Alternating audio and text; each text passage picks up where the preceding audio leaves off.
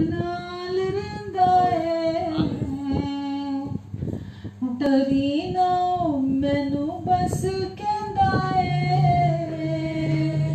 यीशु मेरे नाल नाल रहिंदा है डरी ना मैनू बस कहंदा है मैं क्यों डरा मैं फिर क्यों डरा मेरा जिंदा यीशु मेरे नाल है मैं क्यों डरा मैं फिर क्यों डरा मेरा जिंदा यीशु मेरे नाल है कहिए मैं क्यों डरा मैं फिर क्यों डरा मेरा जिंदा यीशु मेरे नाल है जिथे भी मैं जावां मेरे आगे आगे चलदा लखा लखा दूत मेरी राखी लईओ कलदा जिथे भी मैं जावां मेरे आगे आगे चलदा लखा लखा दूत मेरी राखी लईओ कलदा केड़े लफ्ज़ां नाल करा शुक्र अदा केड़े लफ्ज़ां नाल करा शुक्र अदा हर पासे ओदा ही जलाल है मैं क्यों डरा मैं फिर क्यों डरा मेरा जिंदा यीशु मेरे नाल है मैं क्यों डरा मैं फिर क्यों डरा मेरा जिंदा यीशु मेरे नाल है होगी ना कमी कदे मैनू किसे चीज दी करे हर लोड़ पूरी अपने अजीज दी होगी ना कमी कदे मैनू किसे चीज दी करे हर लोड़ पूरी अपने अजीज दी लभदा अली जिवें गुमी होई पेड़ नूं लभदा अली जिवें गुमी होई पेड़ नूं करदा उंज मेरी भाल है मैं क्यों डरा मैं फिर क्यों डरा मेरा जिंदा यीशु मेरे नाल है मैं फिर क्यों डरा मैं फिर क्यों डरा मेरा जिंदा यीशु मेरे नाल है जिथे भी मैं जावां मेरे आगे आगे चलदा लखा लखा दूत मेरी राखी लईओ कलदा जिथे भी मैं जावां मेरे आगे आगे चलदा लखा लखा दूत मेरी राखी लईओ कलदा केड़े लफ्ज़ां नाल करा शुक्र अदा केड़े लफ्ज़ां नाल करा शुक्र अदा हर पासे ओदा ही जलाल है मैं क्यों डरा मैं फिर क्यों डरा मेरा जिंदा यीशु मेरे नाल है कहिए मैं क्यों डरा मैं फिर क्यों डरा मेरा जिंदा यीशु मेरे नाल है होगी ना कमी कदे मैनू किसे चीज दी करे हर लोड़ पूरी अपने अजीज दी होगी ना कमी कदे मैनू किसे चीज दी करे हर लोड़ पूरी अपने अजीज लभदा अली जिवें गुमी होई पेड़ नूं लभदा अली जिवें गुमी होई पेड़ नूं करे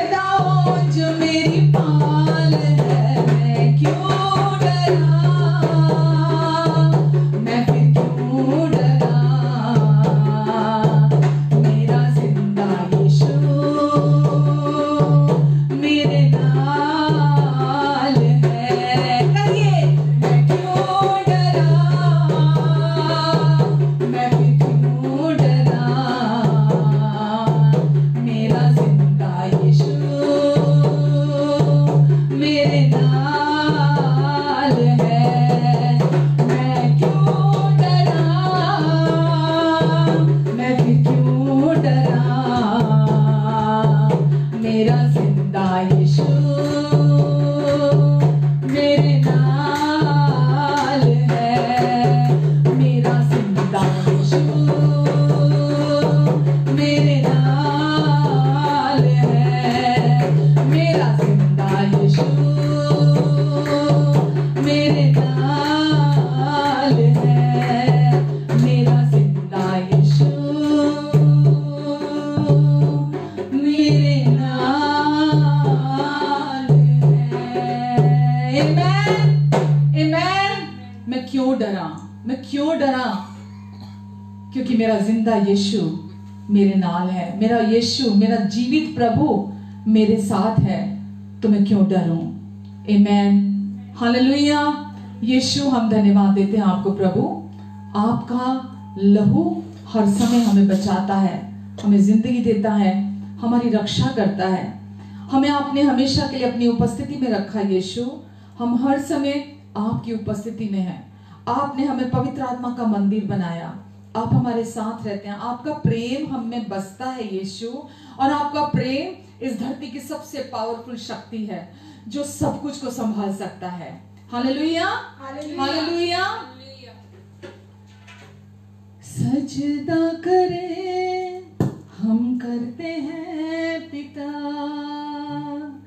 सजदा करें हम करते हैं पिता, तेरी बाहों में हम दौड़ते हुए आते हैं पिता, तेरी बाहों में हम दौड़ते हुए आते हैं पिता, सजदा करें हम करते हैं पिता, सजदा करें हम करते हैं पिता, तेरी बाहों में हम दौड़ते हुए आते हैं पिता, तेरी बाहों में हम दौड़ते हुए आते हैं पिता। तू है महान सर्वशक्तिमान, तू है महान सर्वशक्तिमान, नहीं कोई भी है पिता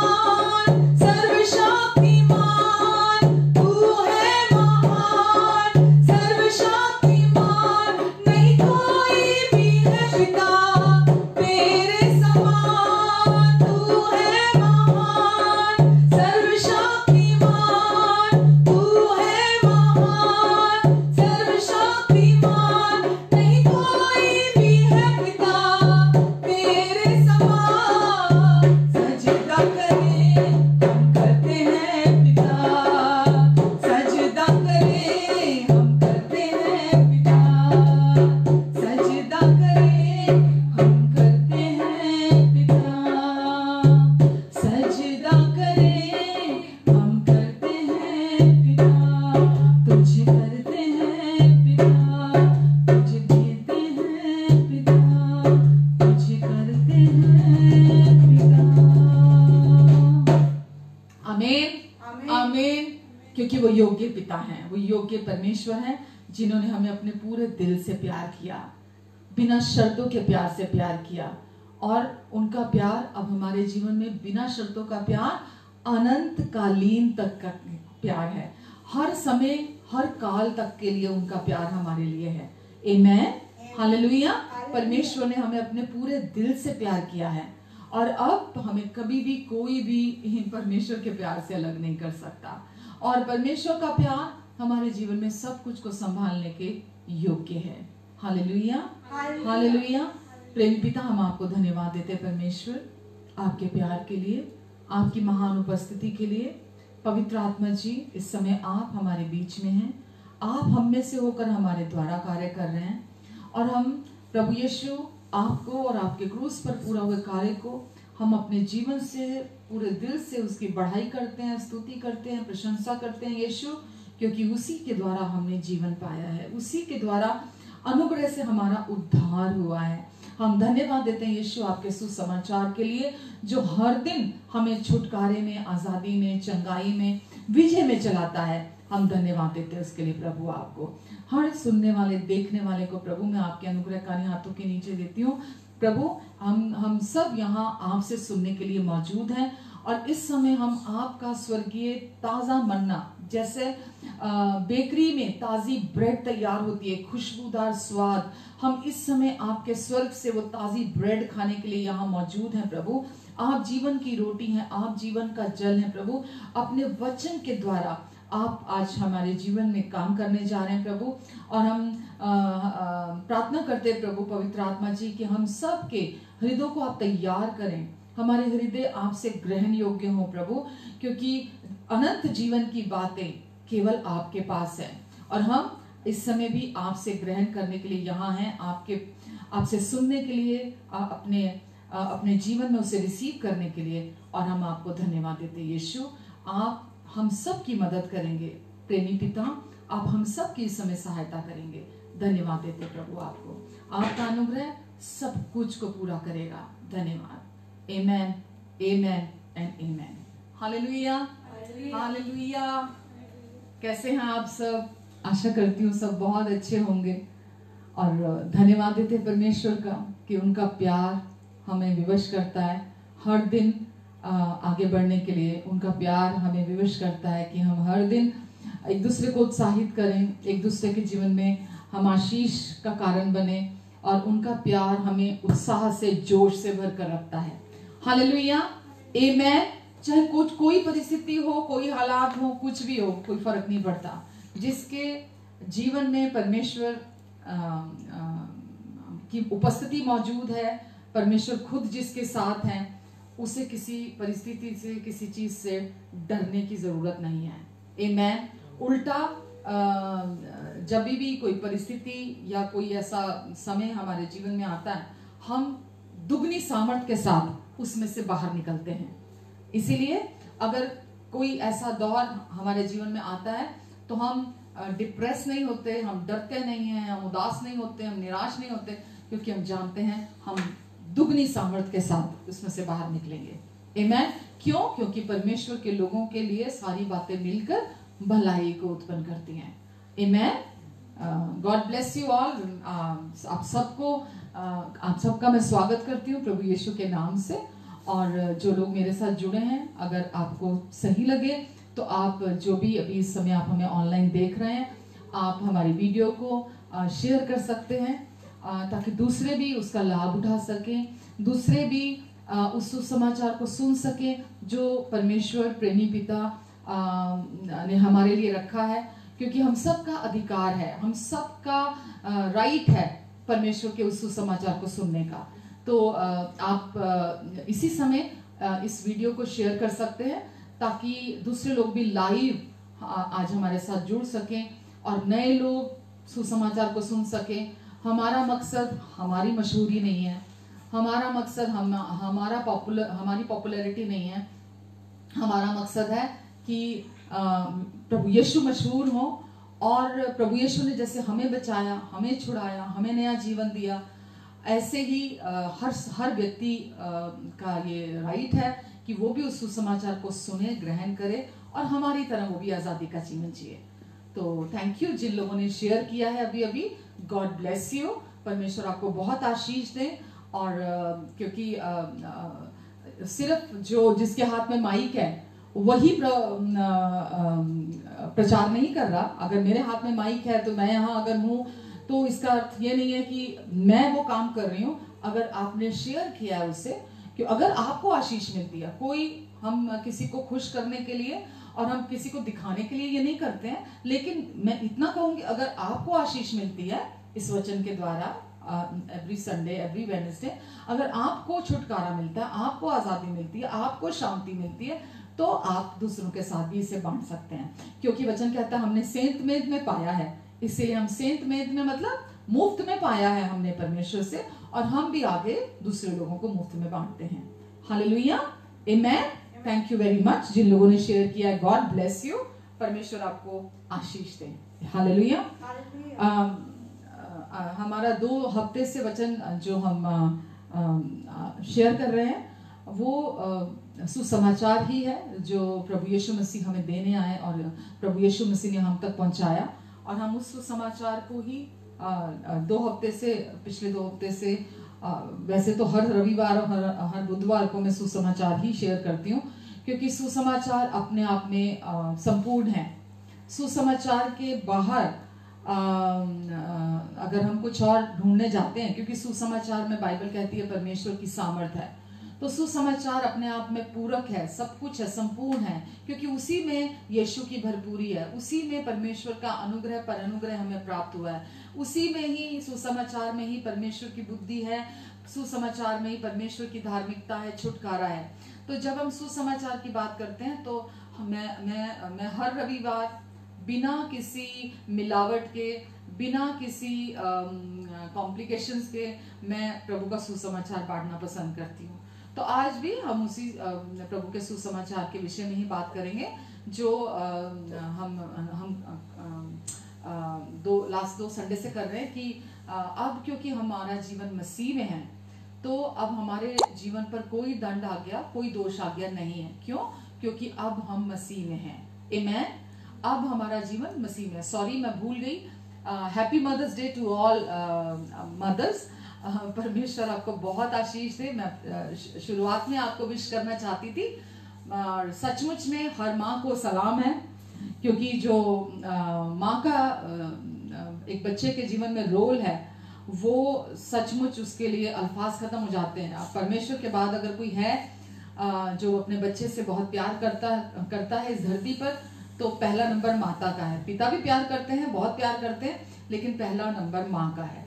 माँ अपने बच्चे से बहुत प्यार करती है, और माएँ ना हो तो ये धरती रहने के लायक ना हो शायद। तो माँओं की वजह से माँओं का बहुत बड़ा कंट्रीब्यूशन है इस संसार में एक अच्छी परवरिश देने के लिए, और बच्चों को अच्छे से बड़ा करने के लिए उनकी माँओं का बहुत बड़ा सहयोग है। तो इसीलिए मैं माँओं का स्वागत करती हूँ और माँओं को मैं धन्यवाद देती हूँ कि जो कुछ भी आपने किया है, जो कुछ भी आपने आज तक किया है अपने बच्चों के लिए, उसके लिए आपको बहुत बहुत धन्यवाद। और मैं सचमुच में आपकी तारीफ करती हूँ, और गॉड ब्लेस यू। परमेश्वर आप सबको बहुत आशीष दे। मैं छोटी सी प्रार्थना आपके लिए कर देती हूँ अभी। पिता, मैं आपको धन्यवाद देती हूँ इस समय सारी ऑनलाइन सुनने वाले, जो लोग अभी सुन रहे हैं या बाद में भी सुनेंगी, सारी माँओं के लिए परमेश्वर, इन सब पर प्रभु आपका अनुग्रहकारी हाथ बना रहेगा। इन सब के मुख पर अपने मुख का तेज चमकाएं। इन सब के आने और जाने पर आप अपनी आशीष को दें। इन सब पर अपना अनुग्रहकारी हाथ आप बनाकर रखेंगे। ये घर के अंदर भी आशीषित है, घर के बाहर भी आशीषित है। प्रभु सचमुच में ये धन्य है, क्योंकि इनके बच्चे भी जब उठ के खड़े होंगे तो क्योंकि ये गॉडली पेरेंट है, ये प्रभु यीशु आपसे बिलोंग करती हैं, तो प्रभु आप कहते हैं कि उसके बच्चे भी उठकर उसे धन्य कहेंगे। सच में परमेश्वर, मैं उन सारी माँओं के जीवन के लिए आपको धन्यवाद देती हूँ जो अपने आप को भी भुला देती हैं, अपने बच्चों के लिए अपने आप को भी बलिदान दे देती हैं, अपना भी बलिदान, अपनी खुशियों का बलिदान दे देती हैं। परमेश्वर आप इन्हें ब्लेस करें परमेश्वर, और सारे पेरेंट्स को प्रभु आप अपनी बुद्धि दें, अपना फेवर दें, ताकि आप में होकर अपने बच्चों की परवरिश करें। और जो भी इन्होंने अपने बच्चों के लिए दुख उठाया पास्ट में, प्रभु आप इन्हें मदद करेंगे, और आप क्योंकि आपने अपना प्रेम, आनंद, शांति इनके अंदर दिया, अपना राज्य इनके अंदर दिया, इन्हें कभी आगे भविष्य में किसी भली वस्तु की कमी घटी नहीं होगी प्रभु, क्योंकि अब आप इनमें हैं, अब आप इनके साथ हैं। आपका अनुग्रह, आपकी शांति इन परिवारों में मल्टीप्लाई होता चला जाए, यीशु के नाम से धन्यवाद देती प्रभु मैं आपको। Amen, amen and amen, hallelujah. Thank you and God bless you. Online service लेना कोई इतना आसान नहीं है, और हम तो क्योंकि शुरुआत है, अभी बिल्कुल रॉ है, तो इसीलिए कुछ चीज़ें ऐसी हैं कि वक्त लग जाता है, समय लग जाता है, थोड़ा सेटिंग वगैरह में लग जाता है। तो अगर उसकी वजह से आपको थोड़ी भी असुविधा होती है तो उसके लिए सॉरी है, लेकिन होता है, चलता है, ऐसा होता है जीवन में। तो मैं बात कर रही थी वचन के विषय में, कि वचन आपके जीवन में सुसमाचार जो है वो आपके जीवन में आजादी और छुटकारे को लेकर आता है। और जब आप सही वचन को सुनते हैं, मैं आपसे कहना चाहूंगी कि जब आप यीशु मसीह के पास आते हैं, यीशु मसीह को अपना प्रभु और उद्धारकर्ता स्वीकार करते हैं, तो फिर कोई सेट ऑफ रूल्स या कोई आपको पर्टिकुलर कोई पैटर्न वो कोई अपनाने की जरूरत नहीं होती है, कि अब आप क्योंकि यीशु में आए हैं, या आपने कोई धर्म परिवर्तन किया, पहले आप दूसरी चीजों को फॉलो करते थे, अभी आपको एक नया सेट आएगा, आपको उन चीजों का पालन करना पड़ेगा। तो प्रभु यीशु मसीह के पास जब आते हैं तो आपको कोई सेट ऑफ रूल नहीं है, या डूज एंड डोंट की कोई लिस्ट नहीं है जिसको अभी करना है प्रभु यीशु में आने के बाद। तो इसीलिए हम प्रभु का वचन जब पढ़ते हैं, सुनते हैं, सीखते हैं, उसके द्वारा वचन कहता है कि परमेश्वर का वचन भोले लोगों को समझ देता है। तो जब हम परमेश्वर के वचन को सुनते हैं, सीखते हैं, तो परमेश्वर की बुद्धि हमारे अंदर काम करती है, परमेश्वर हमें बढ़ाते हैं, हमारी बढ़ोतरी करते हैं। और अगर कोई अनपढ़ भी है तो फिर वो दूसरे लोग उसको भी देख के हैरान होते हैं कि ये व्यक्ति अनपढ़ था, लेकिन ये बुद्धि और ज्ञान की बातें इसके पास कहाँ से आई हैं। तो परमेश्वर का वचन फिर आपको वैसा ही नहीं छोड़ता। परमेश्वर का वचन आपको, जब आप प्रभु में आ जाते हैं, तो आपको बुद्धि देता है, और परमेश्वर आपको उस वचन पर चलने के लिए आपको अकेला नहीं छोड़ देते कि जा, वचन मैंने तुझे चुन लिया, अब तू जा, चल देखता हूं तू गिरता है कि उठता है कि संभलता है, तू अपने आप इस वचन का पालन कर। परमेश्वर ऐसा नहीं करते हैं। परमेश्वर हर समय हमारी मदद करते हैं, और मदद करने का अर्थ कि अब हमारे अंदर यीशु का जीवन है, और वो जीवन हम नहीं जी सकते जो यीशु का हमारे भीतर है। तो परमेश्वर उस वचन को हमारे जीवन में पूरा करते हैं, और हम में से होकर हमारे द्वारा फिर वो उस वचन को जीते हैं। तो परमेश्वर कभी ये नहीं चाहते कि हम उस वचन को हम अपनी कोशिशों से पूरा करें। तो इसलिए जब आप यीशु में आए हैं तो सबसे इम्पोर्टेंट है, सबसे जरूरी है परमेश्वर के वचन की प्योरिटी को सुनने के लिए, वचन को जैसा परमेश्वर चाहते हैं वह हम सुसमाचार को वैसा सुने, और जैसा परमेश्वर हमें समझाना चाहते हैं हम उसे समझें, हम उसे मोड़े नहीं, तोड़े नहीं, हम उसे पेचीदा ना बनाएं। बहुत साधारण है परमेश्वर का वचन को समझना, उसमें कोई मुश्किल नहीं है, बच्चा भी समझ सकता है। तो मेरी कोशिश होती है कि मैं हर हफ्ते आपको परमेश्वर का वचन जिस सादगी के साथ परमेश्वर ने हम तक पहुंचाया है, मैं उसी सादगी के साथ उस वचन को आप तक पहुंचाऊं। आमीन। तो मैं यहाँ बात कर रही थी कि वचन जैसा कहता है कि अब जो मसीह में है उन पर कोई दंड की आज्ञा नहीं है। तो अब आपका जीवन, जब आप प्रभु यीशु मसीह के पास आते हैं तो आप हैं या मैं हूं, हम जब प्रभु के पास आते हैं तो हम बहुत सालों तक, क्योंकि यीशु को हम नहीं जानते थे पहले, तो उस वजह से हम पाप में जीवन में थे, हम पाप के स्थिति में थे, पाप की अवस्था में थे हम, क्योंकि हम यीशु को नहीं जानते थे। और क्योंकि हम यीशु को नहीं जानते थे तो हम बहुत साल तक हम पाप के साथ उलझे रहे हैं, और दुष्ट आत्माएं भी हमारे जीवन में काम करती रही हैं, हमारे अंदर काम करती रही हैं। और जब हम यीशु के पास आते हैं, हमें पाप से तो छुटकारा मिल गया। यीशु ने, परमेश्वर ने प्रभु यीशु मसीह की देह पर पूरी रीति से पाप के साथ निपट लिया, पाप के साथ डील कर लिया। अब पाप कोई इशू नहीं रहा परमेश्वर के लिए। लेकिन जो चीजें हम जब निकल कर आ गए उसमें से, हमें यीशु ने पाप से छुड़ाया, हमें यीशु ने बहुत सारी चीजों से हमें छुड़ाया। तो लेकिन उन चीजों का प्रभाव, पाप का और दुष्ट आत्माओं ने जो हमारे जीवन में इतने सालों तक वो कार्य करके गई हैं, उनका प्रभाव हमारे जीवन में बाद में भी रह जाता है। तो हमें वो घाव जो हमारे अंदर रह जाते हैं, जो किसी भी ऑफेंडमेंट से आते हैं, ठोकर लगती है, चोट लगती है, घाव आते हैं, हमें हमारे अपनों के द्वारा, हमारे अपने लोगों के द्वारा, वो भी हमारे अंदर आते हैं। तो बहुत सारे घाव हमारे अंदर आते हैं। तो वो घाव जब हम यीशु के पास आते हैं, तो वो घाव, जब हमने यीशु पर विश्वास किया, तो वो घाव हमारे भरने जरूरी होते हैं। पर वो घाव कैसे भरते हैं? क्योंकि लोग इस चीज को अहमियत नहीं देते।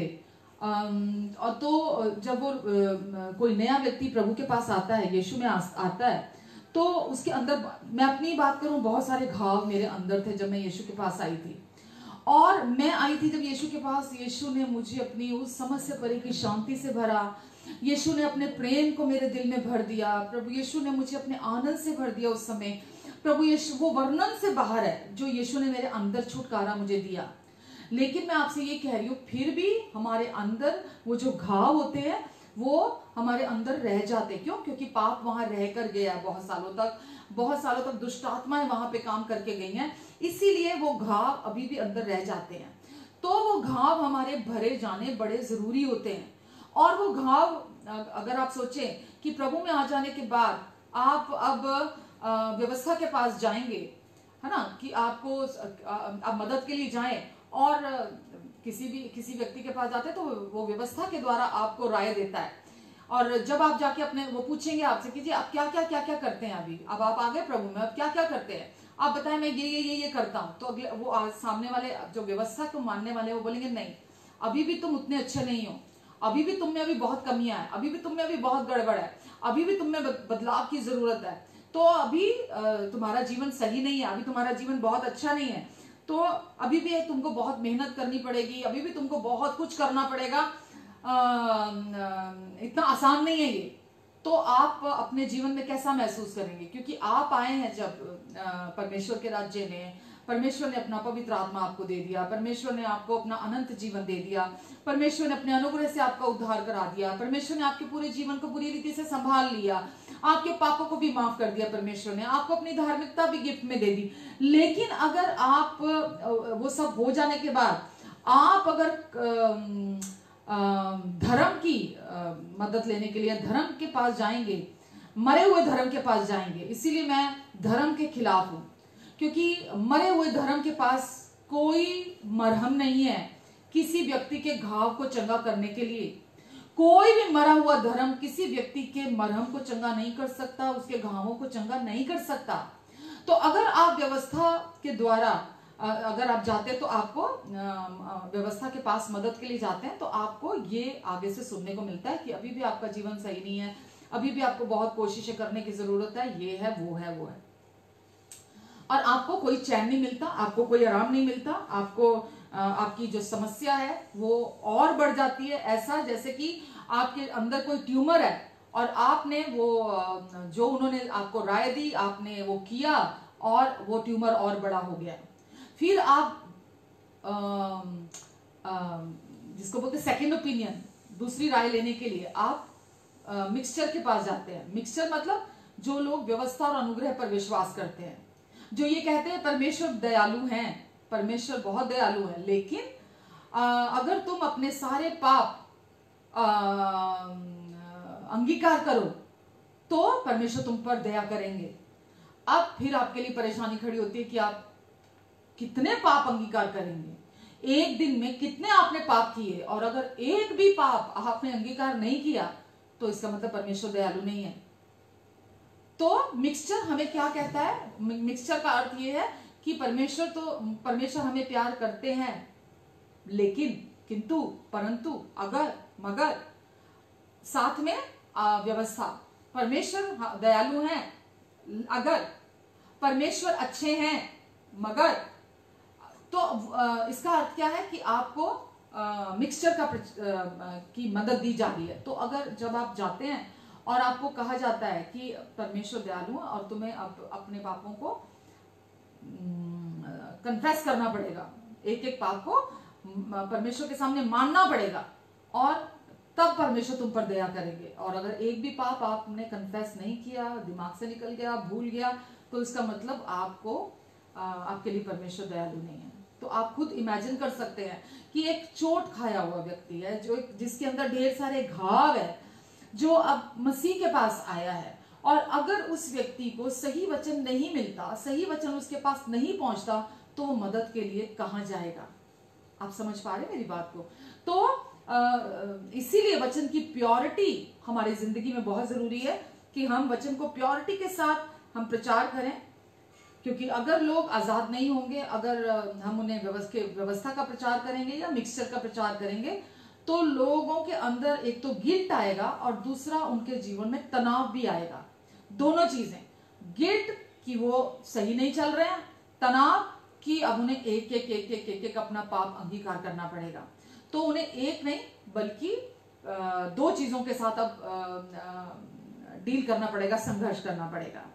आमेन। और बहुत सारे प्रचारक ऐसे हैं जो लोगों को घबरा देते हैं, जो गलातियों 1 में लिखा है कि जो सुसमाचार है ही नहीं वो उसका प्रचार करते हैं और बहुत सारे लोगों को घबरा देते हैं। क्यों? क्योंकि वो सुसमाचार नहीं, कोई और ही सुसमाचार प्रचार कर रहे हैं। अनुग्रह का सुसमाचार नहीं प्रचार कर रहे हैं, मसीह का सुसमाचार नहीं प्रचार कर रहे, बट वो और ही अनुग्रह है, और ही सुसमाचार है, जो सुसमाचार नहीं है वो उसका प्रचार उनके जीवन में कर रहे हैं। हालेलुया। मैं ऐसे धार्मिक लोगों के सख्त खिलाफ हूं। क्यों? क्योंकि अगर आप लोगों को शांति नहीं दे रहे हैं, अगर लोग आपके पास आ रहे हैं और आप उनको आने के बाद व्यवस्था दे रहे हैं, अगर आप उनको मिक्सचर दे रहे हैं, तो आप उनकी मानसिक सेहत, शारीरिक सेहत के साथ खिलवाड़ कर रहे हैं। तो ये सही नहीं है। इसीलिए हमें ये समझने की जरूरत है कि परमेश्वर कभी भी हमें गिल्टी फील नहीं कराते। परमेश्वर हमें गिल्टी से, गलानी से छुटकारा देते हैं। वो कभी भी, बहुत बार लोग बोलते हैं मेरे को अंदर ऐसा बुरा महसूस हो रहा है, मेरे को अंदर ऐसा गंदा महसूस हो रहा है, मुझे लग रहा है मैं बड़ा बुरा इंसान हूं, मुझे लग रहा है मैं बड़ा गंदा हूं, मैं बड़ा पापी हूं, मैं फलाना हूं, मैं ढमका। परमेश्वर कभी भी आपको गलानी महसूस नहीं कराते, गिल्ट फीलिंग नहीं कराते कि तूने ये गलत कर दिया, तूने वो गलत कर दिया, तूने ऐसा क्यों किया, तूने ऐसा क्यों, तू बड़ा बुरा व्यक्ति है। पर ये परमेश्वर नहीं है। परमेश्वर हमेशा हमारे अंदर से अपनी धार्मिकता, अपने प्रेम और अपने मेल मिलाप के द्वारा, आनंद के द्वारा हमारे अंदर से बात करते हैं। परमेश्वर कभी भी वो आपसे अंदर से ऐसे कभी नहीं कहेंगे कि तू बुरा है, वो कहेंगे तू मेरा बेटा है, तू मेरा प्रिय बेटा है, जिससे मैं अत्यंत प्रसन्न हूं, तू मेरे जैसा है, मैंने तुझे अपने स्वरूप और समानता में बनाया है, मैंने तुझे अपने पुत्र को दिया तेरे लिए, और मैं तुझसे प्यार करता हूँ, अपने बिना शर्तों के प्यार से प्यार करता हूँ। अब तू मेरा धर्मी बेटा है, अब तू पवित्र ठहरा दिया गया है। परमेश्वर जब भी बात करेंगे अपने सुसमाचार के द्वारा हमसे बात करते हैं। क्यों? क्योंकि परमेश्वर ने अपना सुसमाचार हमारे हृदयों में स्थापित किया है पवित्र आत्मा के द्वारा। आमेन। तो परमेश्वर कभी भी हमें गिल्ट नहीं देते, और गिल्टी होने का मतलब है कि आप अपने जीवन में अपने पाप के प्रति अपने आप को जिम्मेवार ठहरा रहे हैं।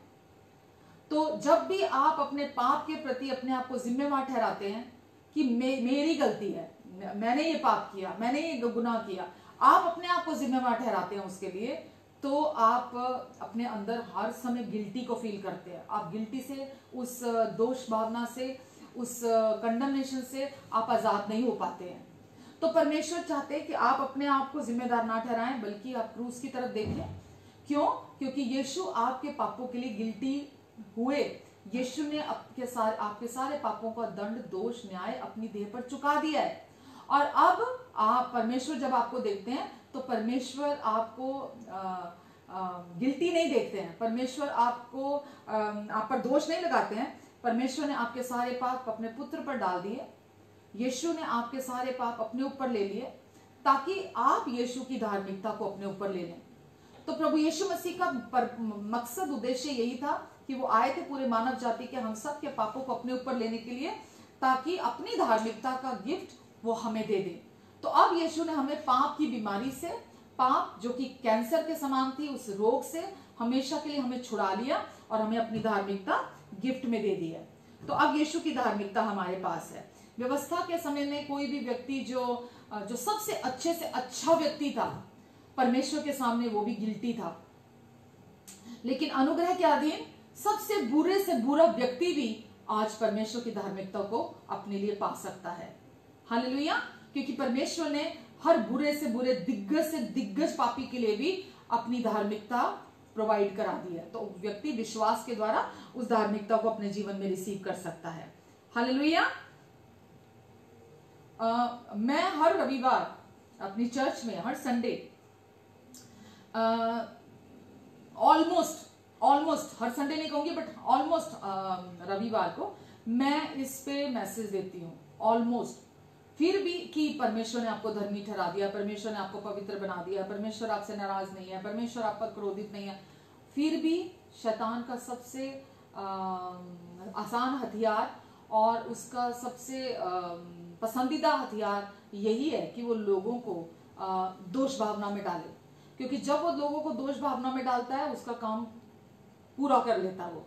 क्योंकि बिना दोष भावना के आप बीमार नहीं हो सकते, बिना दोष भावना के आप गरीब नहीं हो सकते, बिना दोष भावना के आप अपने जीवन में कोई कमी घटी, कोई भी बुरी चीज शैतान आपके जीवन पर नहीं डाल सकता। तो उसका सबसे पसंदीदा हथियार दोष लगाना है। तो इसीलिए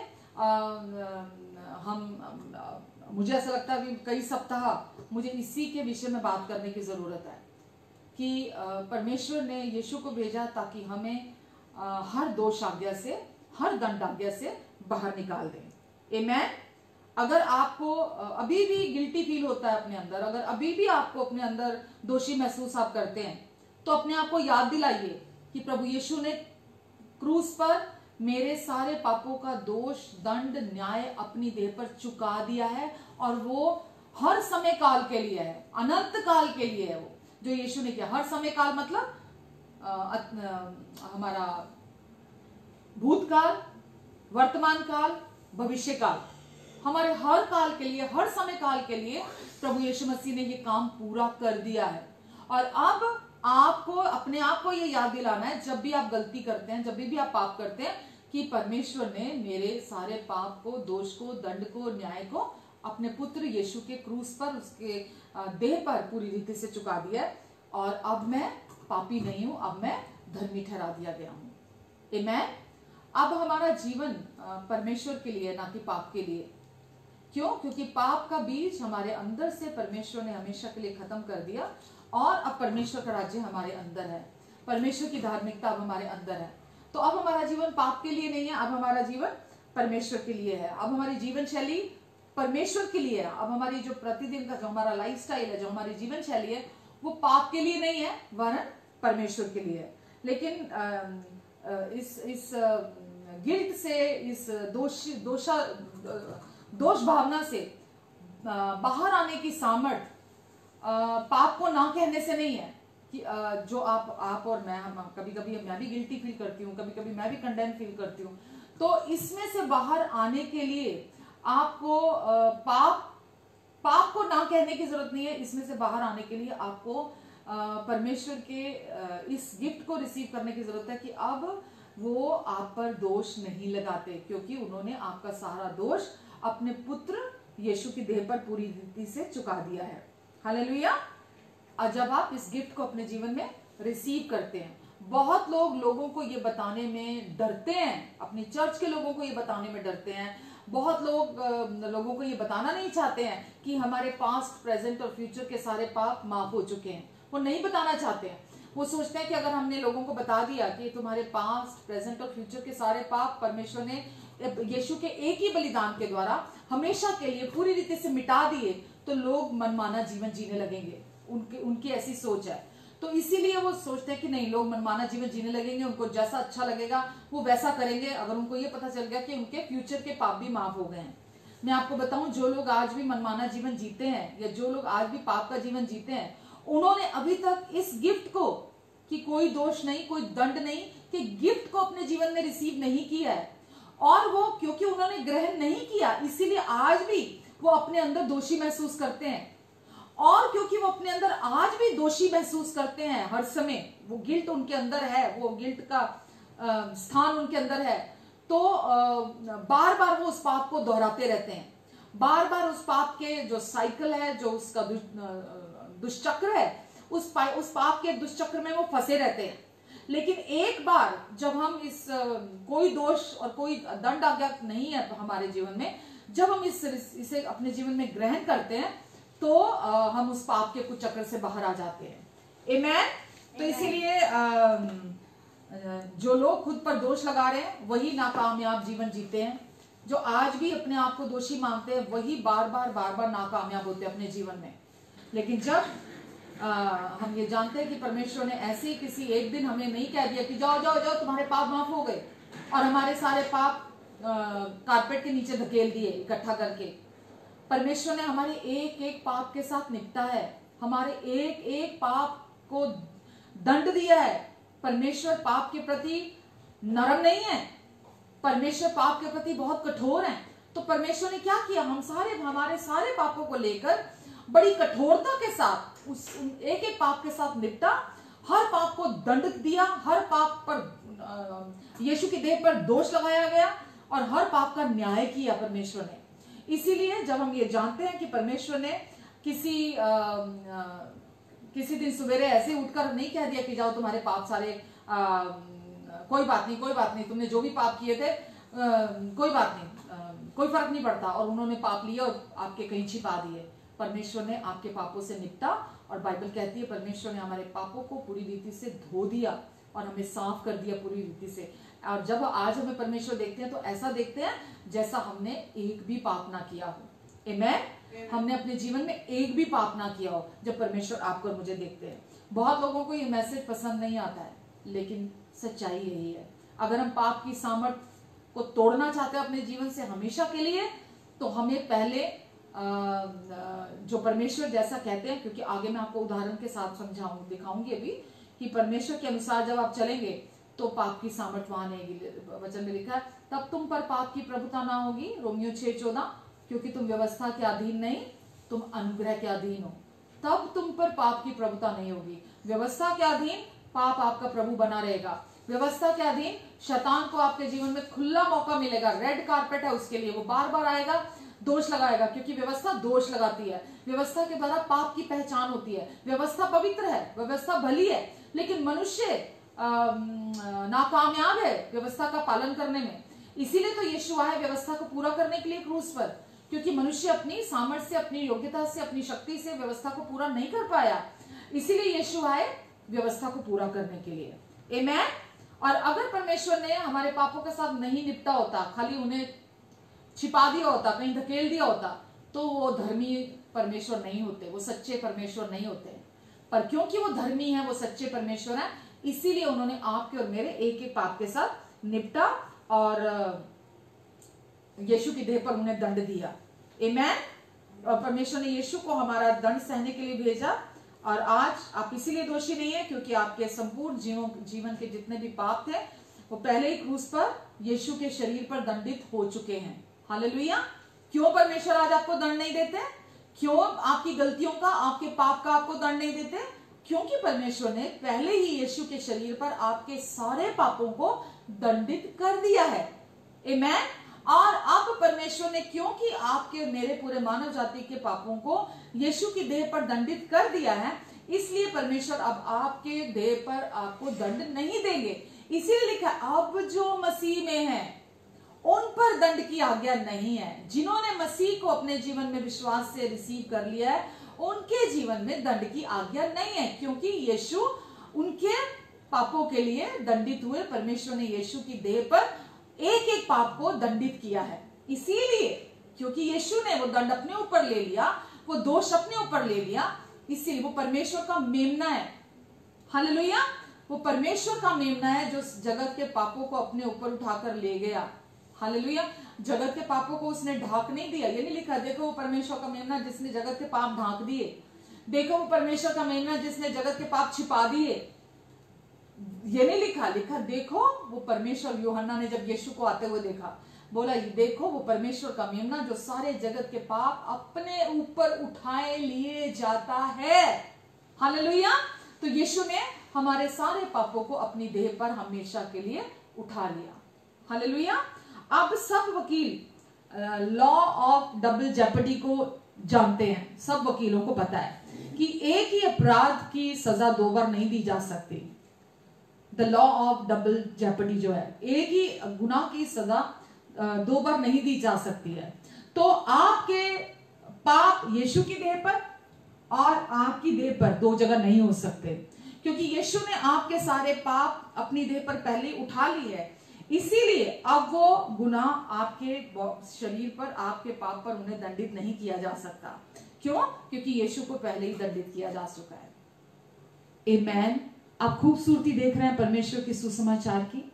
आप देख रहे हैं कि परमेश्वर कितने अच्छे हैं, कितने भले हैं, कि उन्होंने एक ही बार हमारे सारे पापों से निपट लिया। उन्होंने एक ही बार हमारे सारे पापों का न्याय कर दिया। हमारे पापों पर हमारा दोष हम पर नहीं लगाया और हमारे सारे पापों का न्याय कर दिया। आमेन, आमेन, हालेलुया। यीशु हमारे प्रतिनिधित्व है। उन्होंने हमारा प्रतिनिधित्व किया, वो हमारे प्रतिनिधि हैं।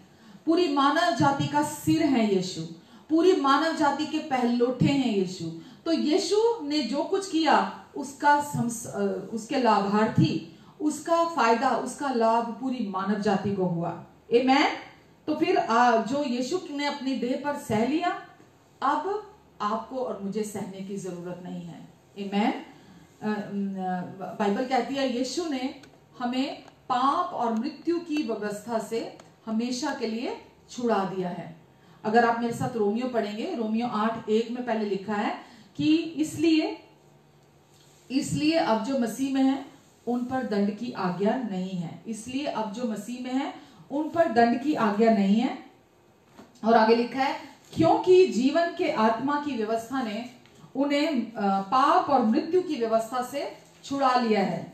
क्योंकि जीवन के आत्मा की व्यवस्था ने उन्हें पाप और मृत्यु की व्यवस्था से छुड़ा लिया है। आप सुन रहे हैं? क्योंकि जीवन के आत्मा की व्यवस्था ने उन्हें पाप और मृत्यु की व्यवस्था से स्वतंत्र कर दिया। क्योंकि जो काम व्यवस्था शरीर के कारण दुर्बल होने के कारण ना कर सकी, क्योंकि व्यवस्था जो शरीर के दुर्बल होने के कारण ना कर सकी, उसको परमेश्वर ने किया। अर्थात उसको परमेश्वर ने किया। व्यवस्था नहीं कर सकी। मनुष्य व्यवस्था का पालन, व्यवस्था सच्ची थी, पवित्र थी, व्यवस्था में कोई कमी नहीं थी। तो जो काम व्यवस्था ना कर सकी वो काम परमेश्वर ने किया। वो काम परमेश्वर ने किया। कैसे किया? आगे लिखा है अर्थात अपने पुत्र को, रोमियो 8:1-2-3 पढ़ रही हूं मैं। अर्थात अपने पुत्र को, पुत्र ही को, परमेश्वर अपने पुत्र को भी नहीं रखा अपने लिए, अपना स्वर्ग पूरी तरह से आपके लिए मेरे लिए उड़ेल दिया, अपना प्यार पूरी तरह से आपके लिए मेरे लिए उड़ेल दिया। जो कुछ उनका प्रिय था वो सब हमारे लिए दे दिया। क्यों? अर्थात अपने पुत्र ही को पाप में शरीर की समानता में, क्योंकि मनुष्य के शरीर में पाप हुआ था, इसीलिए यीशु आए, परमेश्वर ने एक देह तैयार की और यीशु के देह के द्वारा परमेश्वर ने यह बलिदान दिया पूरी मानव जाति के लिए। तो क्योंकि परमेश्वर धर्मी है और वो जो काम करते हैं सिद्धता से करते हैं। हालेलुया। तो पाप में शरीर की समानता में और पाप बलि होने के लिए भेजकर शरीर में पाप पर दंड की आज्ञा दी। शरीर में पाप को दंडित किया परमेश्वर ने, क्योंकि व्यवस्था मनुष्य की मदद नहीं कर पाई। मनुष्य कमजोर था, वो व्यवस्था का पालन नहीं कर पाया। इसीलिए परमेश्वर ने अपने पुत्र को पाप में शरीर की समानता में इस धरती पर भेजा और प्रभु यीशु मसीह की देह के द्वारा, शरीर के द्वारा पाप को दंड दिया। हालेलुया। तो पाप क्योंकि जीवन की आत्मा पवित्र परमेश्वर ने अपने आत्मा के द्वारा हमें व्यवस्था और पाप की और मृत्यु की व्यवस्था से स्वतंत्र किया। क्या किया? स्वतंत्र किया, हमें व्यवस्था से छुड़ाया। हालेलुया। हमें व्यवस्था से छुड़ाया, हमें पाप और मृत्यु की व्यवस्था से, जो हमारे जीवन में आदम से आई थी, आदम से पाप का प्रभाव, पाप की सामर्थ, पाप की और वचन लिखा है कि जैसा एक मनुष्य के द्वारा पाप ने मृत्यु फैलाते हुए राज किया, वैसे ही एक मनुष्य अर्थात हमारे प्रभु यीशु मसीह के द्वारा धार्मिकता और अनुग्रह के धार्मिकता के वरदान और अनुग्रह के बहुतायत के वरदान के द्वारा हम भी राज्य करेंगे। हालेलुया। तो जब तक हमने यीशु को स्वीकार नहीं किया था, पाप और मृत्यु हमारे जीवन पर प्रभुता कर रहे थे, लेकिन जीवन के आत्मा ने हमारे जीवन से उस पाप के प्रभाव को, पाप की प्रभुता को, पाप की सामर्थ को हमारे जीवन से तोड़ दिया और हमें पूरी रीति से छुड़ाकर आजाद कर दिया। और आज आप और मैं, हम पूरी रीति से पाप से छुटकारा पा चुके हैं। अब पाप हमारे इन शरीरों में राज नहीं करता, पर हाँ, क्योंकि पाप यहाँ बहुत साल तक रह कर गया है, क्योंकि हाँ, दुष्ट आत्माएं बहुत काम करके गई हैं हमारे शरीरों में, बहुत घाव हमारे शरीरों में है, और हमें उन घावों से आजाद होने के लिए, उन घावों से बाहर आने की जरूरत है, और उन घावों के भरने की जरूरत है। और वो घाव जो भी हमारे अंदर पाप छोड़ कर गया, और जो भी वो वहां नहीं है, बस उसका इंप्रेशन वहां है, उससे हमें यीशु ने पूरी रीति से छुड़ा लिया ना। तो वहां पाप है, इसीलिए लोग आज जब गलत बर्ताव करते हैं, बाहरी तौर पर गलत व्यवहार करते हैं, तो लोग कहते हैं कि तू अभी भी पापी है, क्योंकि तू बाहरी तौर पर अभी भी ऐसा कर रहा है। पर यह सच नहीं है। एक बार आपने विश्वास के द्वारा परमेश्वर के अनुग्रह से उद्धार पा लिया, आपका नया जन्म हो गया परमेश्वर के राज्य में, तो अब आप पापी नहीं रहे। बाहरी बर्ताव में आप गलतियां करेंगे, आप पाप करेंगे, हम सब करते हैं, लेकिन अंदर आत्मा में आप हमेशा के लिए धर्मी और पवित्र ठहरा दिए गए, बिल्कुल परमेश्वर जैसे हैं। और जैसे जैसे आप विश्वास करते चले जाएंगे, वैसे वैसे आप धार्मिकता का फल उत्पन्न करने लगेंगे, जो मसीह का जीवन आपके अंदर है। जितना विश्वास सुनने से आता है, जितना आप सुसमाचार सुनेंगे, बाइबल कहती है विश्वास सुनने से, और सुनना मसीह के वचन से है। जो मसीह का सुसमाचार है, जितना आप उसको सुनते चले जाएंगे, आप और अधिक बाहर आते चले जाएंगे। आमेन। इसलिए एक उदाहरण के द्वारा, ये मैंने भी सुना था, मैं भी आपको इस उदाहरण के द्वारा समझाना चाहती हूँ कि इस धरती पर सब कुछ और हर एक चीज, हर एक व्यक्ति भी गुरुत्वाकर्षण के लॉ के अधीन है। जो ग्रेविटी का लॉ है उसके अधीन है हर व्यक्ति। लेकिन ये ग्रेविटी का लॉ इतना पावरफुल है, इसको कोई भी इनकार नहीं कर सकता। लेकिन प्रतिदिन हम एयरपोर्ट पे हम जब जाते हैं, तो हम एरोप्लेन को जब देखते हैं कि प्लेन उड़ता है, तो हम देखते हैं कि वो जो ग्रेविटी का जो लॉ है, जो ये गुरुत्वाकर्षण का जो लॉ है, उसको तोड़ते हुए हम देखते हैं। क्यों? क्योंकि वहां उस गुरुत्वाकर्षण के लॉ से बड़ा एक लॉ है, और वो क्या है? जहाज के सिस्टम में उसका धकेल कर फोर्स के साथ ऊंचा उठना, एक अलग लॉ सेट किया गया है, और वो गुरुत्वाकर्षण के लॉ को तोड़कर ऊंचा उड़ने के काबिल है, वो सक्षम है, वो उड़ सकता है। तो हम प्रतिदिन इस लॉ को देखते हैं, और यही ऐसे ही पाप और मृत्यु का जो लॉ है वो बहुत ही पावरफुल है, उसको किसी दूसरी चीज से तोड़ा नहीं जा सकता उस लॉ को।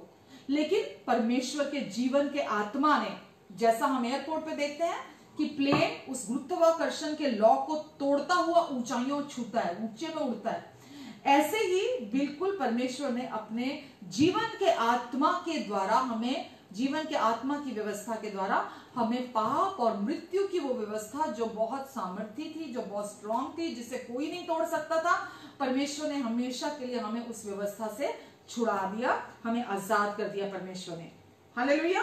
क्योंकि वो लॉ, जैसे वो गुरुत्वाकर्षण के लॉ से बड़ा वो ऊंचा उठने का लॉ है, वैसा ही वो लॉ भी उससे बड़ा है। आमेन। तो पाप और मृत्यु की व्यवस्था से ऊंचा जीवन की व्यवस्था का है वो लॉ है। केवल एक ही है जो आपको पाप और मृत्यु की व्यवस्था पर, जो आपके जीवन में बीमारियां, रोग, कमजोरी, जो ये सब आपके जीवन में घटी, जो आपके जीवन में लेकर आती है, ये पाप और मृत्यु की व्यवस्था के कारण है। रोग, बीमारियां, कमी, घटी, ये सब आपके जीवन में पाप और मृत्यु की व्यवस्था के कारण है। तो जब आप और इस लॉ से आप कैसे ऊंचे उठ सकते हैं? जीवन के आत्मा के द्वारा। आमेन। और केवल एक ही मार्ग के द्वारा आप पाप और मृत्यु की व्यवस्था से आजादी पा सकते हैं। और जब जीवन के आत्मा की व्यवस्था मसीह यीशु में आपके जीवन में आती है, तो वो उसे आप मुक्त करते हैं। और जब वो आपके अंदर से मुक्त होती है, तो आप इससे छुटकारा पाते हैं, पाप और मृत्यु के इससे।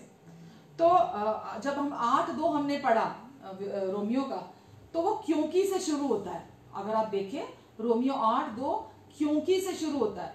तो क्योंकि का क्या अर्थ है कि वहां लिखा है अब जो मसीह में है उन पर दंड आज्ञा नहीं है। ठीक है, अब जो मसीह में है उन पर दंड की आज्ञा नहीं, क्योंकि ऊपर की आयत, क्योंकि पाप और मृत्यु की व्यवस्था से छुड़ा लिया, क्योंकि अब जो मसीह में उन पर दंड की आज्ञा नहीं है। क्या उसमें आप जानते हैं रोमियो 8:32 में लिखा है अब जो मसीह यीशु में है, अब जो मसीह यीशु में है उन पर दंड की आज्ञा नहीं है। अब जो मसीह यीशु में है ना, जो तुम सच्चाई को जानोगे और सच्चाई तुम्हें आजाद करेगी। तुम सच्चाई को जानोगे और सच्चाई तुम्हें आजाद करेगी। मनुष्य के विचार अपने हमारे कंट्रोल में नहीं है। अगर हम अपनी बात अगर हम यीशु में नहीं है, तो हमारे विचार हमारे कंट्रोल में नहीं है। जैसा चिंता के विचार, डर के विचार, दोष के विचार और भी दूसरे तरह के विचार, बहुत तरह के विचार होते हैं, नकारात्मक विचार, ये किसी भी व्यक्ति के अपने बस में नहीं होते हैं। इन पर कोई कंट्रोल नहीं कर सकता। लेकिन जब आप प्रभु यीशु मसीह के पास आते हैं, प्रभु यीशु मसीह को अपना प्रभु स्वीकार करते हैं, उन पर विश्वास करने लगते हैं, तो जीवन के आत्मा की व्यवस्था, पवित्र आत्मा आपके अंदर आते हैं और वो आपको उससे आजादी दिलाते हैं। आमेन। और जब आप इस गिफ्ट को अपने जीवन में रिसीव करते हैं कि कोई दोष नहीं, कोई दंड नहीं, तो आप पूरी रीति से आजादी को पाते हैं। आमेन। आमेन। जब आप इस गिफ्ट को रिसीव करते हैं, अतः अब जो मसीह में उन पर दंड की आज्ञा नहीं, तो ही जीवन के आत्मा की व्यवस्था जो हमें पाप से छुड़ाती है, मृत्यु से छुड़ाती है, तो आपके जीवन में रिलीज होती है। तब आप पाप से आजाद होते हैं, तब आप मृत्यु से आजाद होते हैं। जब आप पहले नंबर पर इस कोई दंड आज्ञा नहीं, कोई दोष नहीं है कि गिफ्ट को रिसीव करते हैं। हालेलुया। मैं आपके साथ देखना चाहूंगी यूहन्ना 8 में 1 से लेकर 6 तक पढ़ना चाहूंगी मैं आपके साथ। यूहन्ना 8 1 से 6 तक।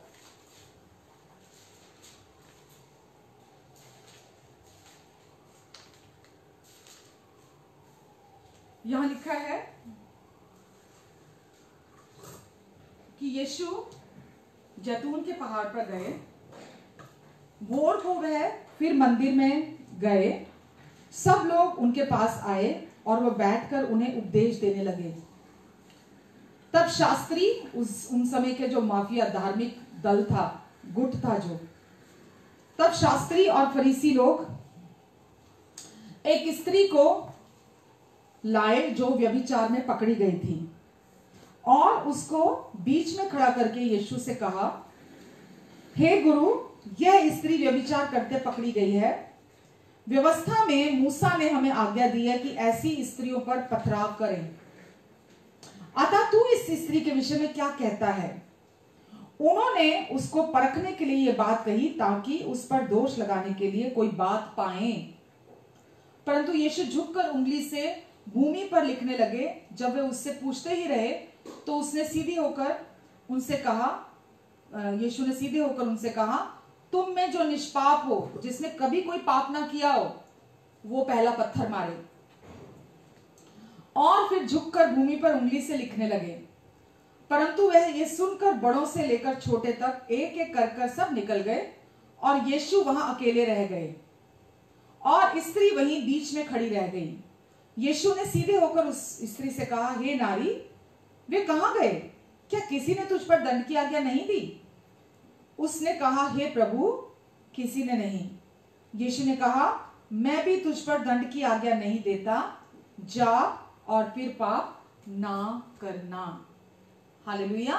तू जा और फिर पाप ना करना। बहुत ही सुंदर ये अनुग्रह की तस्वीर है। जब हम ये कहानी आज से 2000 साल पहले जब यीशु इस धरती पर चल रहे थे, ये उस समय की कहानी है कि यीशु वहां मंदिर में, लिखा है, उपदेश दे रहे थे, मंदिर में प्रचार कर रहे थे।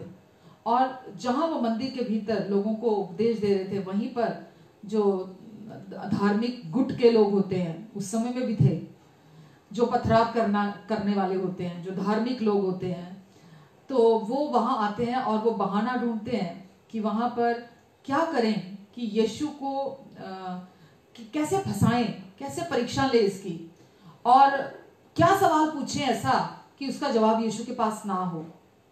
तो वहां उस समय पर जब यीशु प्रचार कर रहे थे, वो वहां सारे जितने ये फरीसी और ये शास्त्री लोग थे, वो एक स्त्री को, लिखा है, जो व्यभिचार में पकड़ी गई थी, उनके सामने घसीट कर लेकर आते हैं यीशु के सामने।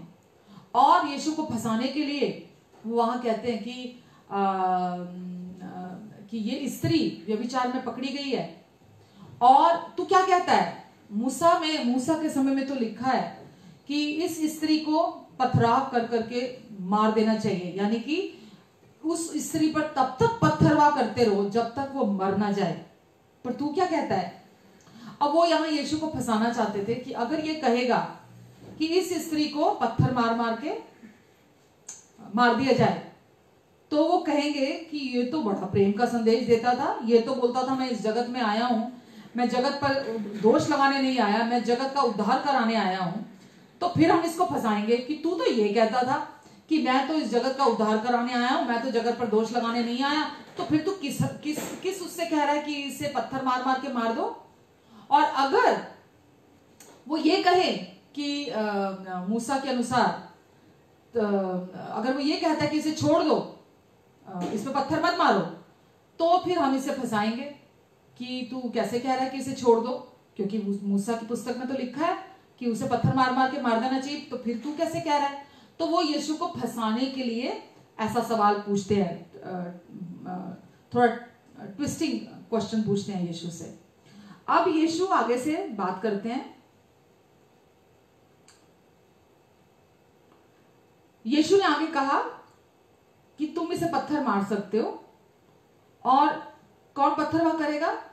जिसने कभी कोई पाप ना किया हो, जो निष्पाप हो, जिसने कभी कोई पाप ना किया हो, वो यीशु वहां बोलते हैं। तो यीशु वहां जमीन पर उंगली से लिख रहे थे, वहां बाइबल में लिखा है यीशु जमीन पर उंगली से लिख रहे थे, और यीशु ने मुंह ऊपर नहीं किया, पर यीशु जमीन पर कुछ लिखते जा रहे थे, और वो लिख रहे थे उंगली से। हमें पता है कि व्यवस्था भी उंगली से लिखी गई थी। तो यीशु उन्हें उस समय ये दिखाना चाह रहे थे कि मैं वही हूं जिसने मूसा के समय में व्यवस्था लिखी, और आज मैं वही हूं, मैं ही हूं वो। तो यीशु वहां, इसलिए यीशु खाली मुंह से बोलकर भी कह सकते थे, पर लिखा है यीशु वहां उंगली से लिखने लगे। आप प्रियो जानते हैं, हम जब बाइबल को केवल एक लिटरेचर की तरह, या लिटरेचर नहीं मैं कहूंगी, कि सिर्फ जो लिखा है इसके ऊपर, केवल अगर हम इसे इसी रीति से लिटरली ऐसे ही पढ़ते हैं तो हमें कुछ नहीं मिलता। क्यों? जो कुछ भी इसके अंदर लिखा है ऊपरी सतह में नहीं है उसका अर्थ निचली सतह में है, भीतर है, छिपा हुआ है।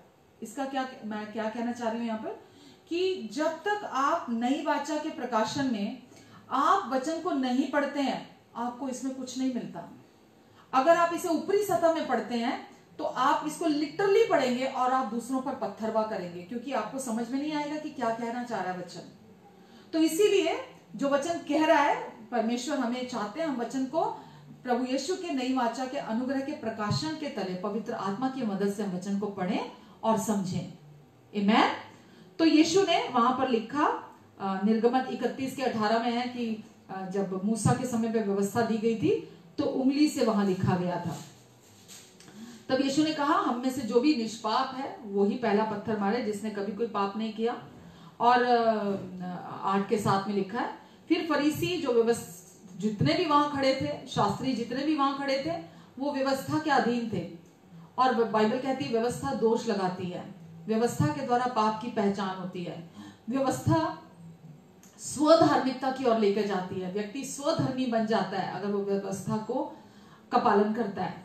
तो जितने भी लोग वहां थे वो अपने प्रदर्शन पर, अपनी परफॉर्मेंस पर जीने वाले लोग थे, जैसा वो बाहरी तौर पर करते थे। और एक एक करके बाइबल कहती है, जिसने भी ये सुना यीशु के मुंह से कि जिसने पाप नहीं किया वो पहला पत्थर मारे, एक एक करके हर एक के विवेक में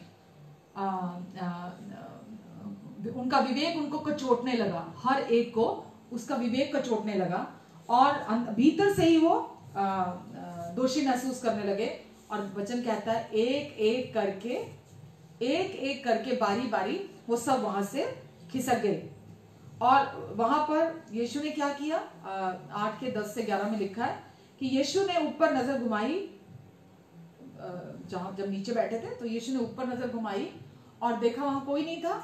तो यीशु ने उस औरत से कहा, हे नारी, वह सब जो तुझ पर दोष लगा रहे थे वे कहां हैं? वे सब जो तुझ पर दोष लगा रहे थे वे सब कहां हैं? हालेलुया।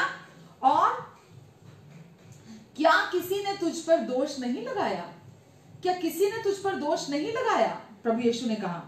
यीशु ने उस स्त्री से ये सवाल पूछते हुए उस पर अपने अनुग्रह को दिखाया, उसे अपना अनुग्रह दिया और अपने प्यार और अनुग्रह से भरे हुए शब्दों में उस औरत के साथ बात की। और यीशु ने उसे बहुत प्रेम के शब्दों के साथ उसे यीशु ने ये बात पूछी और उसे बोलने का मौका भी दिया यीशु ने कि क्या किसी ने तुझे दंड नहीं दिया? वहां वचन में लिखा है। तो यीशु चाहते थे कि वो स्त्री खुद ये बात अपने ऊपर खुद बोले अपने मुंह से कि हाँ प्रभु, किसी ने मुझ पर दंड नहीं दिया, किसी ने मुझ पर दोष नहीं लगाया। तो यीशु चाहते थे वो खुद इस सच्चाई को अपने जीवन के ऊपर बोले और इस दोष ना लगाने वाले इस गिफ्ट को अपने लिए ग्रहण करे। आमेन, हालेलुया। और यीशु ने उससे कहा, जा, मैं भी तुझ पर दोष नहीं लगाता और फिर आगे को पाप ना करना। आमेन, जा, फिर आगे को पाप नहीं करना। तो यीशु ने ना केवल उस स्त्री पर अपने अनुग्रह के वचन बोले बल्कि उसे कोई दोष नहीं है का गिफ्ट भी दिया। पहले उसे कहा कि क्या, जा, मैं भी तुझ पर दोष नहीं लगाता और जा, फिर आगे को पाप ना करना।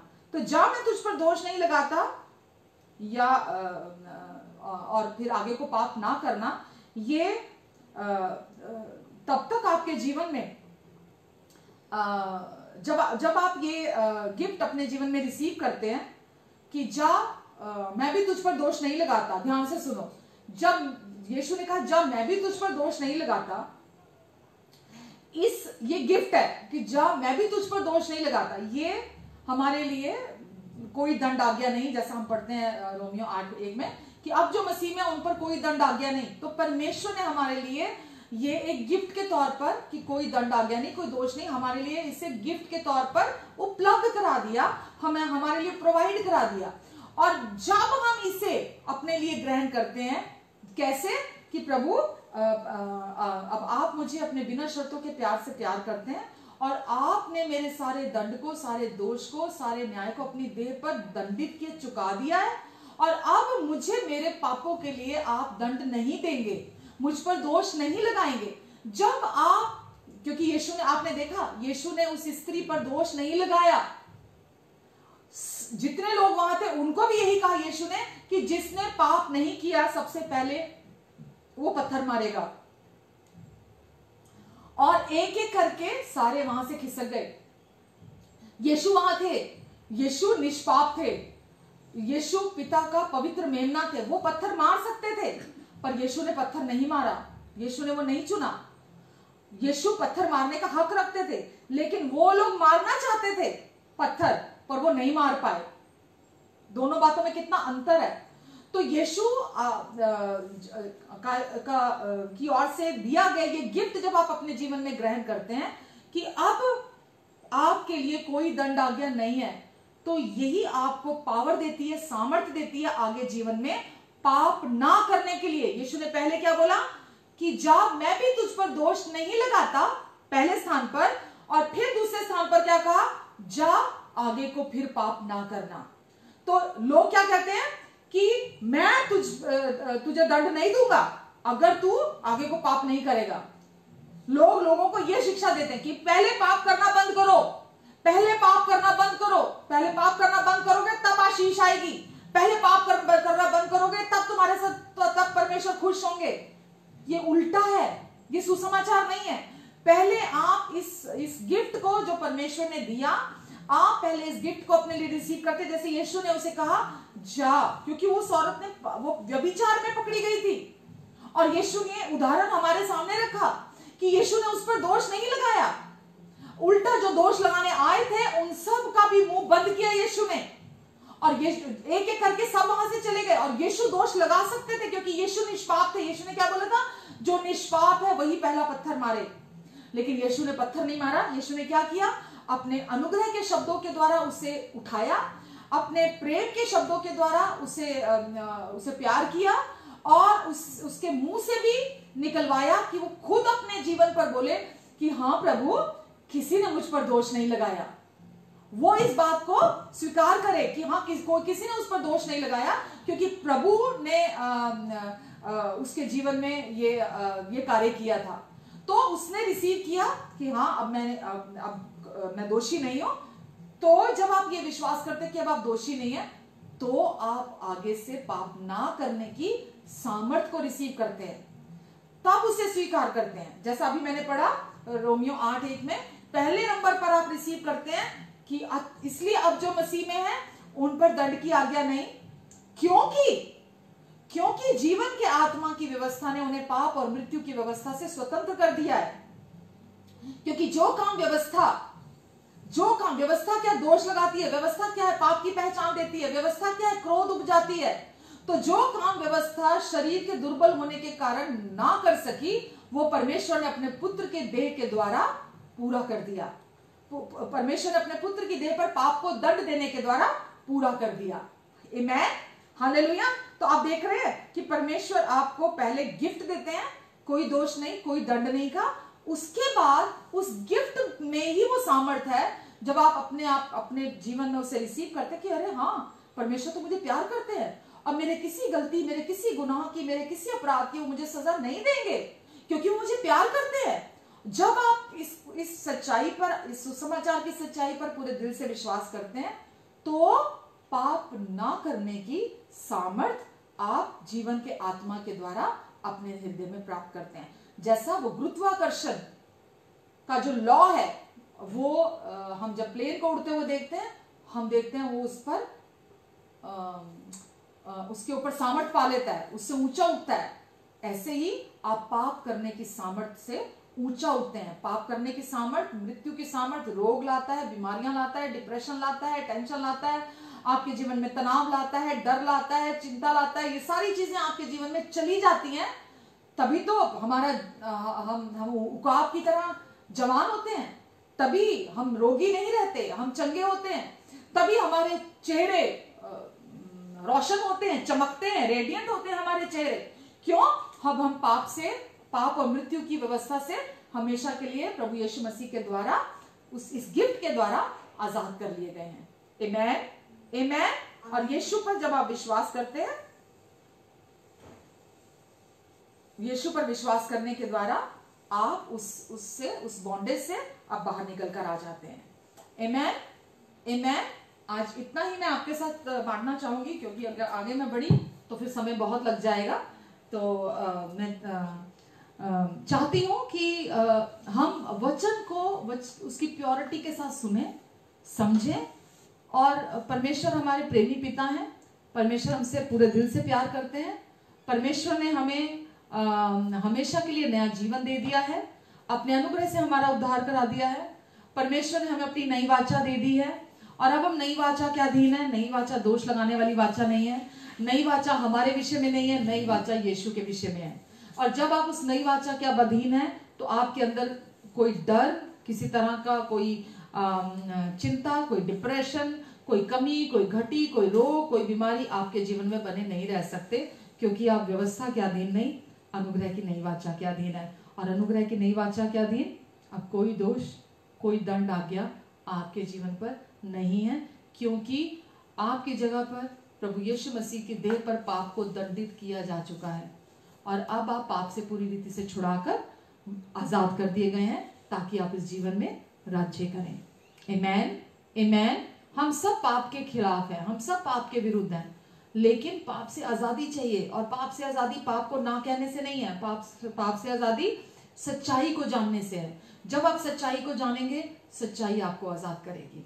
आमेन, हालेलुया। आइए मैं छोटी सी प्रार्थना आपके लिए करती हूँ। प्रेमी पिता, मैं आपको धन्यवाद देती हूँ परमेश्वर, हर सुनने वाले के लिए प्रभु, हर देखने वाले के लिए प्रभु।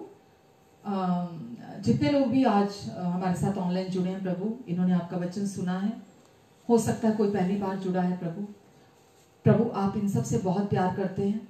और प्रभु यीशु, आज आपने अपना सुसमाचार इन तक पहुंचाया है प्रभु, ताकि ये आपके सुसमाचार को सुने, आज़ादी पाएं और आपके साथ वो खूबसूरत रिश्ते को हर दिन जिए, आज़ादी में जिए, आपकी आशीषों में चलें प्रभु।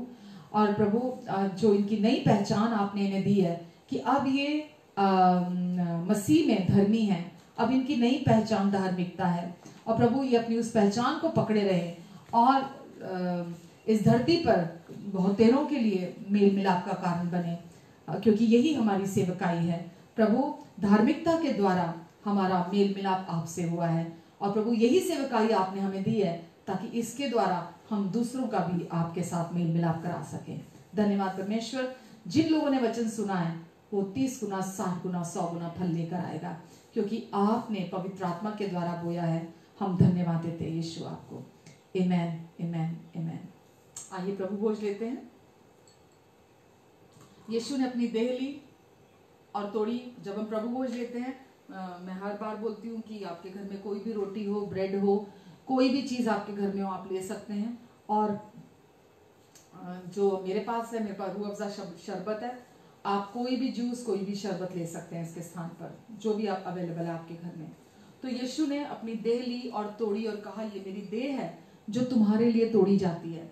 उसी रीति से प्रभु ने ये देह इसीलिए तोड़वाई ताकि आप और मैं, क्योंकि जब हम पाप और मृत्यु के अधीन थे, तो ये हमारी देह को तोड़ता है, पाप तोड़ता है, मृत्यु तोड़ती है, क्योंकि ये हमारे जीवन में पाप और मृत्यु की व्यवस्था, रोग, बीमारियां और डिप्रेशन, डर, चिंता, ये सब कुछ, बेचैनी, ये सब लेकर आते हैं।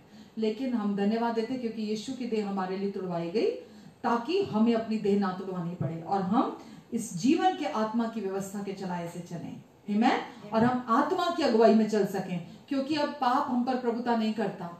अब हम पाप के लिए हमारा लाइफस्टाइल नहीं है, अब हमारा ये जीवन परमेश्वर के लिए है। आमीन। आइए हम धन्यवाद के साथ यीशु की इस देह में से खाते हैं। और इस प्याले में से यीशु ने कहा, ये मेरा नई वाचा का लहू है जो तुम्हारे पापों की क्षमा के लिए बहाया जाता है।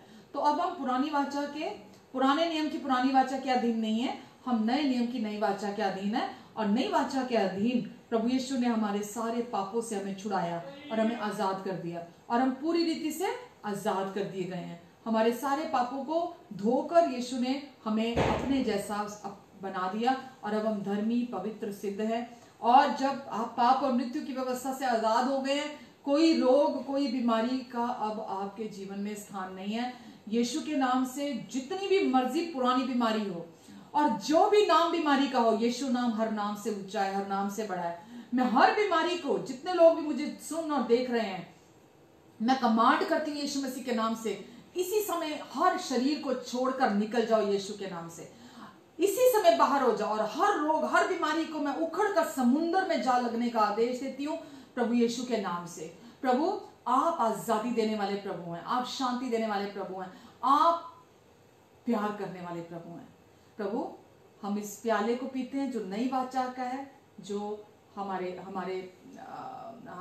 जिसके द्वारा हमारे सारे अपराध माफ हुए और हमारे सारे अधर्म के कामों के प्रति आपने वायदा किया आप दयावंत रहेंगे। आमीन। आइए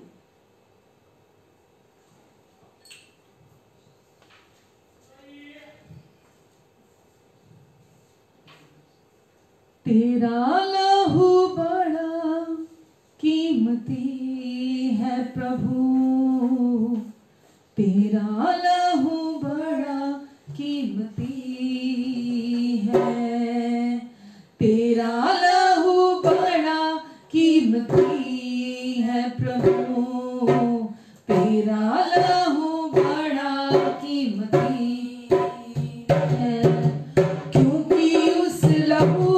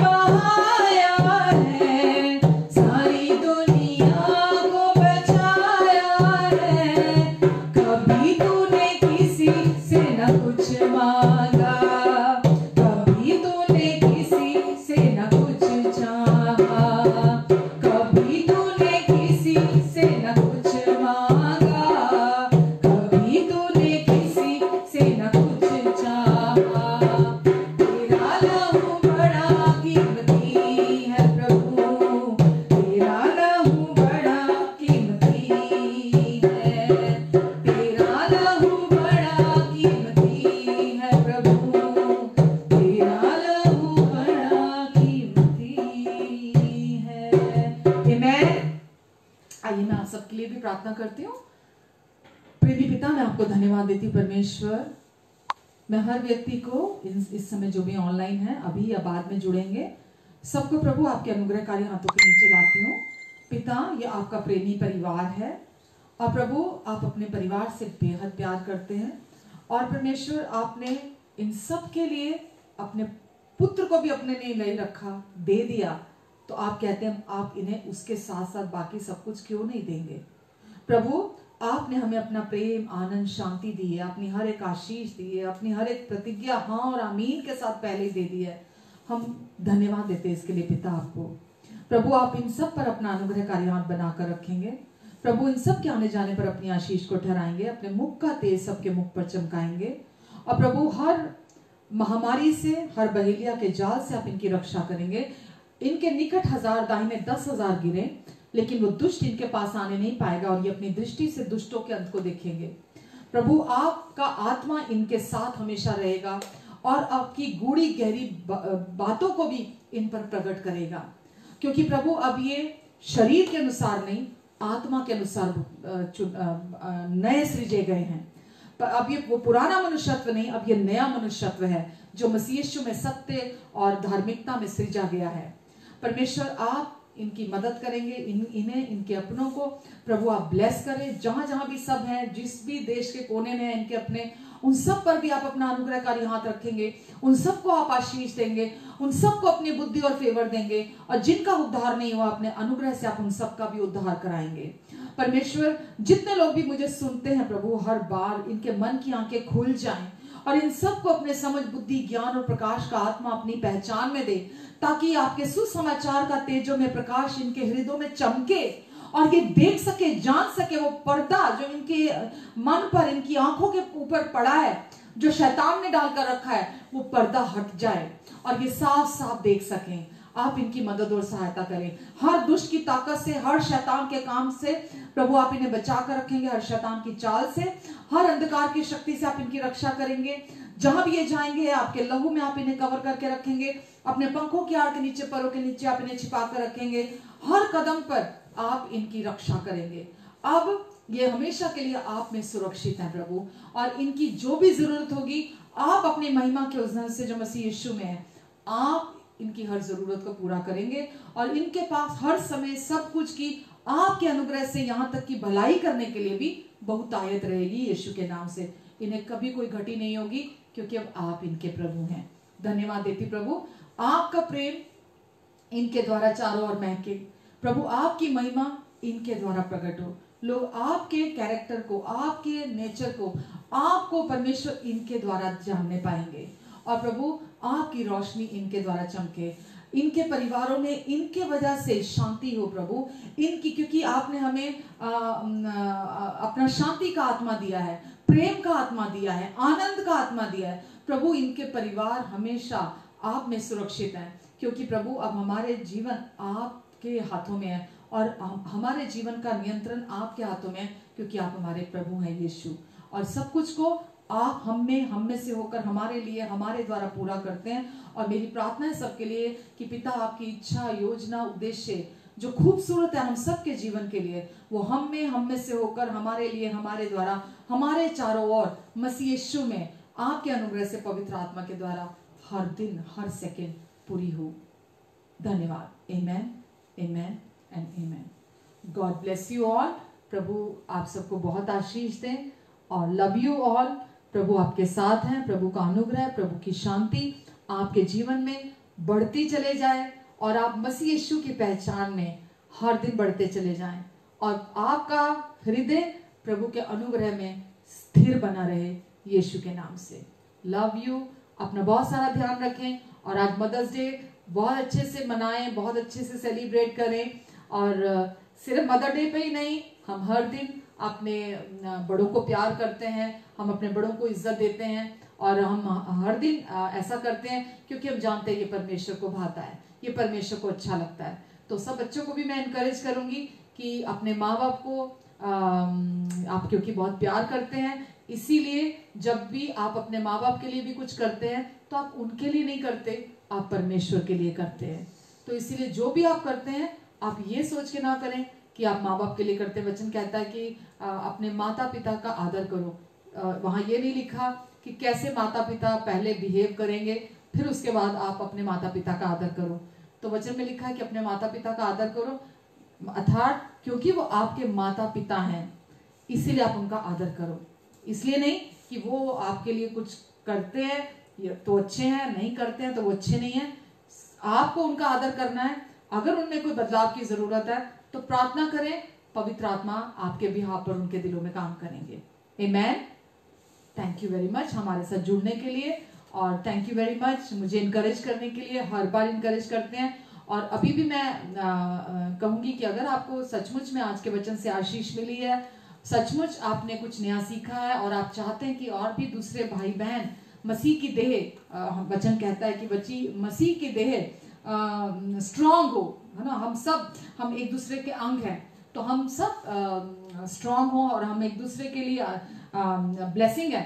तो प्लीज आप जरूर इस वीडियो को शेयर करें दूसरों के साथ, जितना मैक्सिमम आप कर सकते हैं, ताकि दूसरे लोग प्रभु यीशु मसीह के प्यार को, उनकी सच्चाई को, उनके अनुग्रह को जानें। Thank you very much. God bless.